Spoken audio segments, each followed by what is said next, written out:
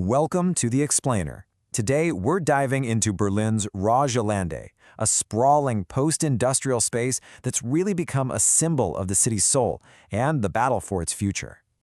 You know, that quote really hits the nail on the head. It perfectly captures the feeling you get when you step into this unique cultural playground.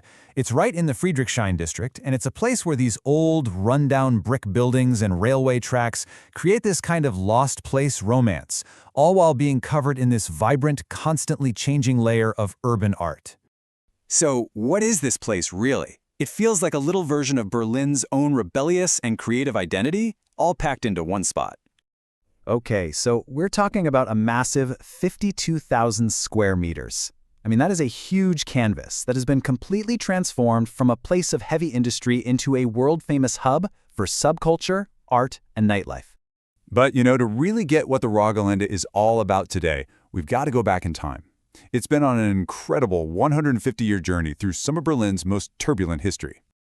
I mean, look at this timeline. It's basically the story of modern Berlin, all in one spot. It starts as an industrial powerhouse for the German Empire, then gets nearly wiped off the map during the war. After reunification, it just sits there, an industrial wasteland, until 1999, when artists and cultural pioneers show up and see all this amazing potential in the ruins. And that rebirth, well, it's turned the place into this incredible ecosystem that's buzzing, like 24/7. So today, the whole area is this wild mix of culture and activity. It's really the creative engine for this part of Berlin.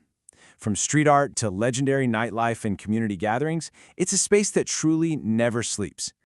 Okay, so first things first, you have to think of the entire site as a living, breathing art gallery. Yeah, the graffiti-covered walls of these old factory buildings, they're basically a constantly changing outdoor gallery. And right at the heart of it all, you've got Urban Spree, an art space that's pretty much synonymous with Berlin's street art scene. It hosts exhibitions, workshops, and even has artist residencies that bring creators here from all over the world. And then, of course, when night falls, well, RAW completely transforms. It becomes this absolute hotspot for Berlin's legendary nightlife. And what's so cool is just how much variety is packed into this one area. I mean, you've got everything from Cassiopeia, which has been a hub for subculture forever, to Astra Culture House, a big concert venue that used to be a cultural center in East Germany. And get this, there's even a place with a huge swimming pool for summer parties. It's just classic Berlin, right? But listen, RAW isn't just about art and late-night parties. It's a real community spot, especially when the sun's out. So, on any given day, you might stumble upon this bustling flea market, packed with vintage clothes and all kinds of street food. Then, in the winter, the whole place goes full medieval Christmas market, lit only by torches and fire pits. And for the more active folks, you've got Berlin's only indoor skate park and this iconic climbing tower, Der Kegel, built inside an old industrial water tower. Okay, so all this brings us to the big conflict, the real tug-of-war that's shaping its future. And it's that classic Berlin story, alternative culture versus big money development. So back in 2015, a developer, the Kurth Group, bought up most of the site. And that kicked off this 8-year-long planning saga trying to figure out how to connect RAW's gritty, spontaneous vibe with a more planned, commercially secure future. It's really a battle between that anarchic grit that made it famous and a vision for a more polished, mixed-use quarter.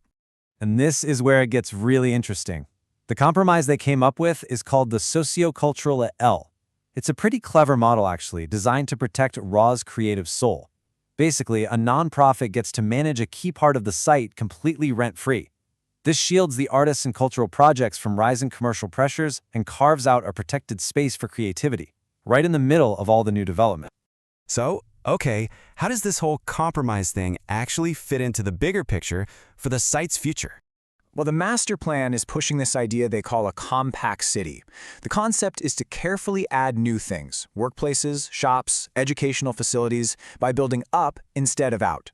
The hope is that this actually creates more public green space on the ground, all while trying to preserve the historical character and keep the existing creative tenants in the mix. And for their part, the developers are adamant that this isn't about kicking people out. They say it's about creating a sustainable model where the culture that gave RAW its unique identity can stick around for the long haul, right alongside all the new commercial stuff. Which, of course, leaves us with the million-dollar question, one that really gets to the heart of what Berlin is all about. Can you actually plan and develop a place like this without accidentally taming the wild, rebellious, and anarchic spirit that made it so special in the first place?